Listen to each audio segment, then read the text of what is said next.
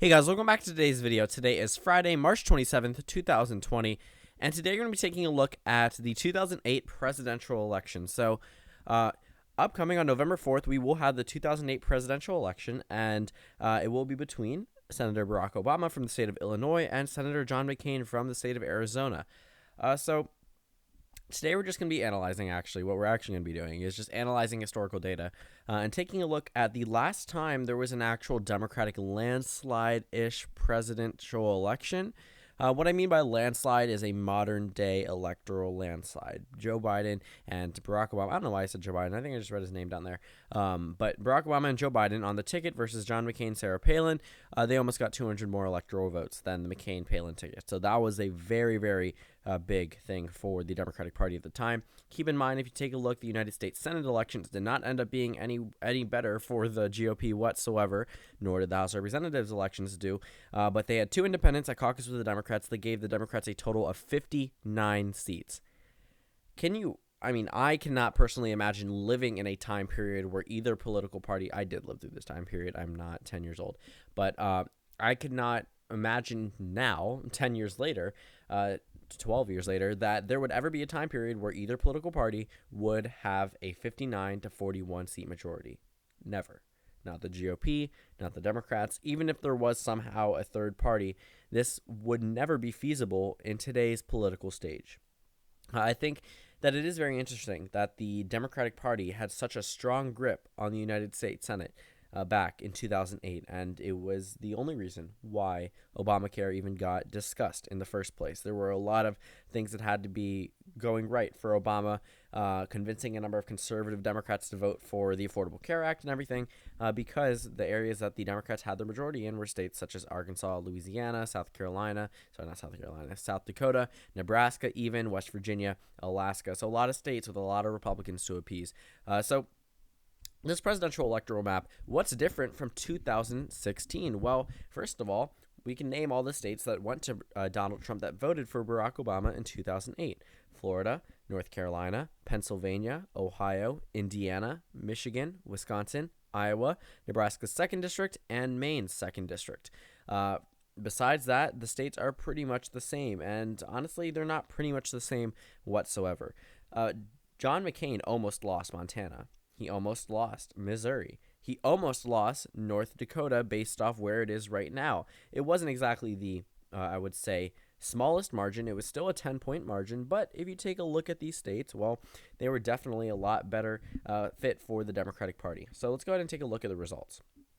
I think they normally do this. So the states that were under less than 1%, Missouri and North Carolina. North Carolina was about 14,000 votes. Missouri was insanely close. I mean, could you even imagine seeing Joe Biden or, I don't know why it says delegates, Joe Biden or Joe Biden or Bernie Sanders carrying the state of Missouri? I mean, seeing a map like that would be absolutely insane. You would never think Missouri would ever be a Democratic state, but in 2008, it was close to being one. And if you also thought about who could have been the Democratic nominee back then, it was Secretary Clinton, at the time Senator Clinton. And honestly, I think she would have carried Missouri. I think she would have carried Arkansas, and I think she would have carried the state of Tennessee, possibly Kentucky. These are states that, though they did have a Republican past, they loved the Clintons, and they were narrow victories for Bill Clinton. He did win both of those states, Tennessee and Kentucky, by less than 5%. But regardless, she would have at least carried Arkansas. She would have at least carried Missouri. These are areas that her husband did phenomenal in, and honestly, I think that Hillary Clinton probably would have expanded further on this map. Not saying that Barack Obama shouldn't have been the nominee, but Hillary Clinton definitely would have won the 2008 election. She did not have as much baggage as she did now, and she was by far way more conservative. That would have resonated with a lot of Republicans in the South that were still apprehensive about switching completely to the Republican Party. They're conservative, but a lot of them were Democrats at the time. Just take a look at this House map that I'm about to pull up. But not just the Senate elections favored the Democratic Party. The entire time, election period for the Democrats was insane for them in 2008, and this is the exact reason why they're trying to replicate what they did in 2006 with a Democratic flip in the House, and then move on to the presidential election and possibly pick up seats in the House. The Democrats were dominating. Look at the South. I mean, insane numbers for them there, an insane number of seats held in the South, and then over in North and South Dakota, in Idaho's 1st District, in Utah, all across the Midwest, areas that are just solidly red right now, whether it's due to gerrymandering or due to demographic shifts. Everything was way better for the Democrats at that time period, especially with a candidate as inspirational as Barack Obama. And if you take a look at North Carolina and Florida, I mean, these were states that were previously Bush states. Virginia hadn't gone to a Democrat, I think, since LBJ. So it was an insane flip. I think that actually might have been Indiana and possibly Virginia as well. But it's insane to me that Indiana at some point went to a Democrat, and it wasn't at some point. It was 12 years ago. Almost, I guess, 2 election cycles if you don't count 2020, but 3 in total. Now, the states that were under 5%, Indiana, Nebraska's 2nd District, Montana. I mean, that's surprising. Indiana's surprising, but Montana's also very surprising. The rest of these are typically swing states. North Carolina, Florida, Ohio, Georgia, Virginia. But look at South Dakota. 8.41% margin. North Dakota as well, 8.63% margin. South Carolina within 10%. These were all within striking distance of the Obama coalition.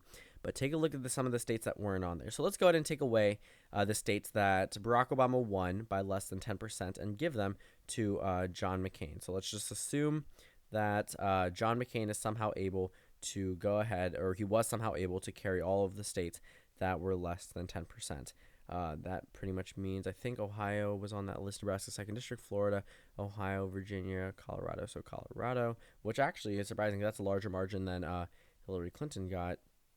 So let's go ahead and give this to John McCain, Ohio as well, Nebraska 2nd District, and I believe Virginia as well, and New Hampshire. So take a look at that. Even if you take all of the states that Barack Obama won by less than 10% and gave them to John McCain, it's still a narrow victory for the GOP. That means, looking at this, that means Pennsylvania, Michigan, Wisconsin, Minnesota, these were all states within 10%. So I actually want to look at the state of Nevada numbers, because that's actually very surprising. Wow. Jeez. Okay. Yeah, I did not even realize that, how much of an Obama victory a number of these states were. You take a look at Michigan, 57 to 41%, 54 to 44. This is absolutely insane. I didn't even realize the full effect of the, Obama presidency. Wisconsin, 56 to 42. That's absolutely insane. So just taking a look at that alone, it was obviously a landslide for Barack Obama. We are probably never going to see an electoral college victory this large for either side for a very long time. The country has become increasingly polarized, and honestly not for the good of either political party. 2008 was probably the last time the Democrats are going to see a victory that large. I don't know what I could say is the last time the Republicans would see a certain victory that large. We probably should cut off the modern political age starting 1990s, 2000s, because that's when actually everything got on the internet. Attack ads became a lot more deceitful. A lot of people were voting misinformed, more so. Maybe not back then because they didn't have equal access, but definitely a lot more misinformation spread around, easier access to the public, but also easier access to misinformation. So just taking a look at the 2008 election, I mean, this was a phenomenal time for Democrats. I honestly just wanted to cover it because this is probably the last time we will see a landslide in the House, in the Senate, in the presidential election for a very long time. I mean, just looking at these numbers, it was a great time for Democrats back then, which is the exact base. This is the same base that Joe Biden and Bernie Sanders are trying to win over for 2020. There was a lot of excitement behind Obama's presidency. The turnout was up high. Obama got the most votes out of any presidential candidate ever. If you take a look at 2012, he got less votes because there was less turnout, but the most votes for any presidential candidate ever, 10 million more than his opponent. And it was a combination of factors with Sarah Palin and John McCain.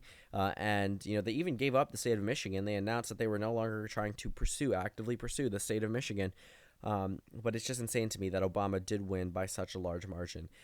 2012 wasn't exactly the largest margin, still a margin that the Democrats could achieve today, but nothing really compares to a Democrat that almost flipped Missouri and Montana and flipped Indiana, and at the time was a huge candidate that flipped North Carolina and flipped Virginia for the first time in decades. But I do think that just taking a look at old historical data, it's just honestly really enjoyable for me. There was a very important primary on both sides. Hillary Clinton almost was the Democratic nominee in 2008.